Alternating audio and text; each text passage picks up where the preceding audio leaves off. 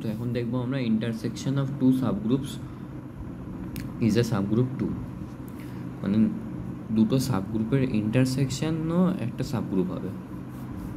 ঠিক আছে, এটা যদি আমার গ্রুপ ধরি, এটা আমার সাবগ্রুপ 1, সাবগ্রুপ 2, এদের যে ইন্টারসেকশন পার্টটা that will also be a subgroup. তাহলে সাবগ্রুপ প্রুফ করার জন্য ফার্স্টে আমরা কী করতাম, আমায় দেখাতে হতো যে সাবগ্রুপ হচ্ছে একটা নন এমটি সেট। তো নন এমটি সেট কী করে দেখাবো, যে E belongs to H1 and E belongs to H2, therefore E belongs to H1 intersection H2, that means H1 intersection H2 is not equal to this.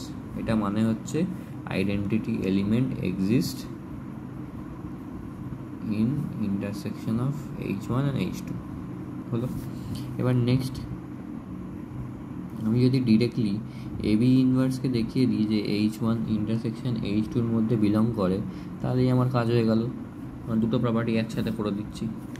তাহলে late A and B belongs to H, ঠিক আছে, তাহলে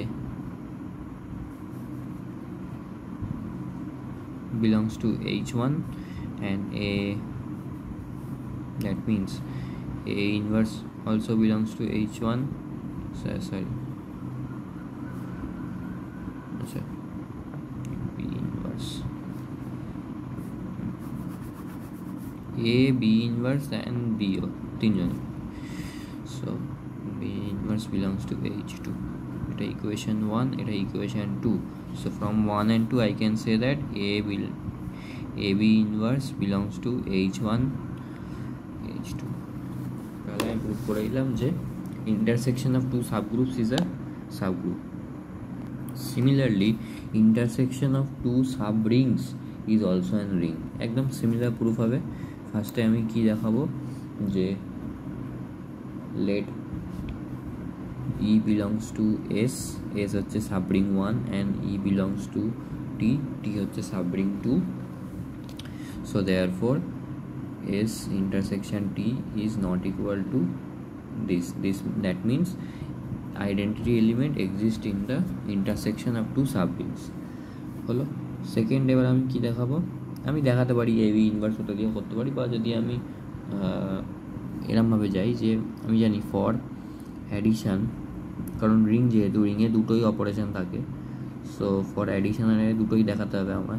so for addition আমি জানি কি A plus minus B যদি আমি দেখিয়ে দিই S, and A plus minus B যদি আমি দেখিয়ে দিই T, this is for the addition.